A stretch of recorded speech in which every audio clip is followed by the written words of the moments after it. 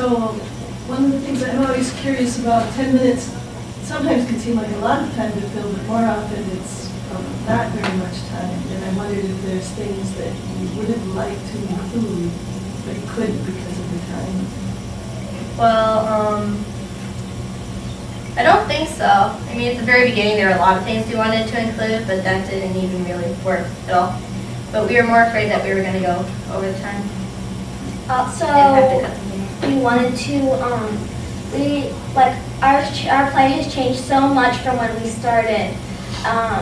We were at first going to have like 7 scenes, but then we cut it down to those 3.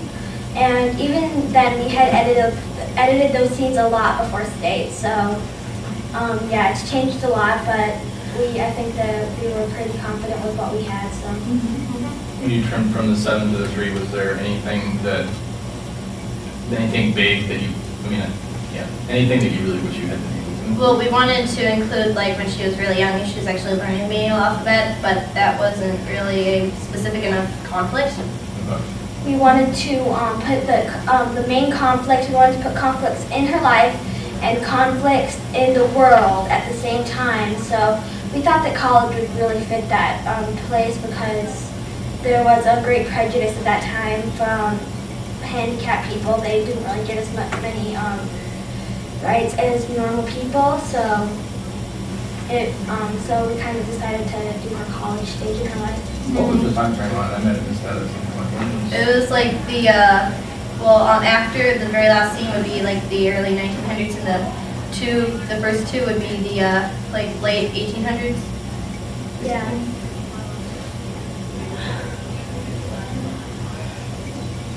Were there many women going to college in general at that time?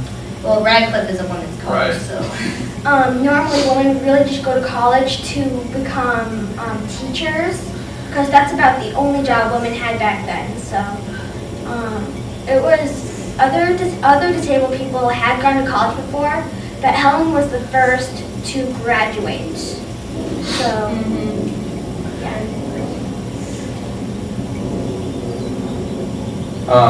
I know you said that the Perkins Institute was the one to send Anne Sullivan to them.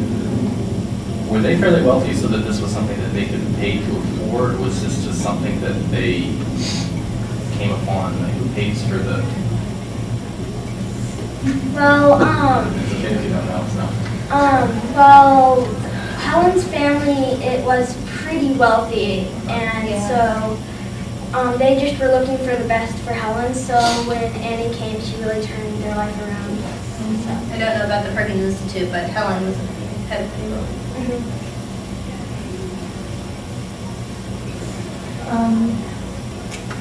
don't know, did you first kind of look an overview of Helen Keller's life and then decided to focus on her getting into college? Was that how you, so were you looking at other things about her and considering where to put your focus? Yeah, we had like some really good books that had like all of her life, and we didn't know what to do because it was a very exciting life.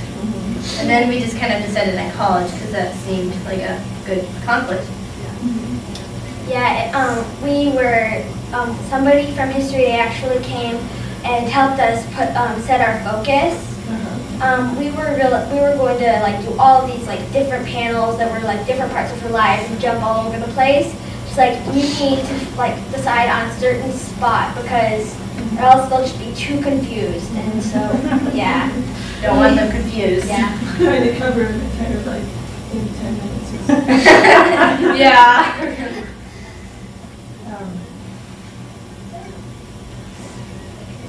I don't know, do you have anything else? I actually had a question from the process paper, if I can ask. I think so. Okay. You said you were going to do a scene with Annie and Helen speaking in Paris.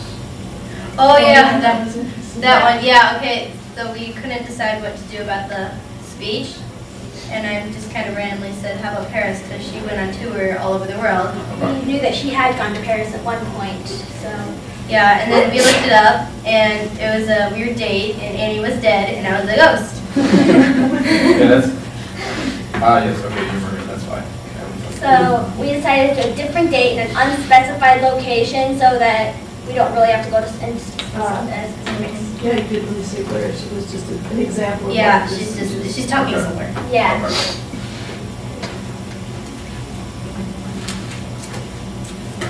Okay. What was the hardest part about doing this? It was probably, I don't know, for me it was probably getting the process paper down to 500 words. That was hard, you're at like 900 or something. Yeah. Because, yeah, there's just so much you want to say and you have to limit it, so. I thought that the hardest thing would be her talking and my spelling. At the same time. It's confusing.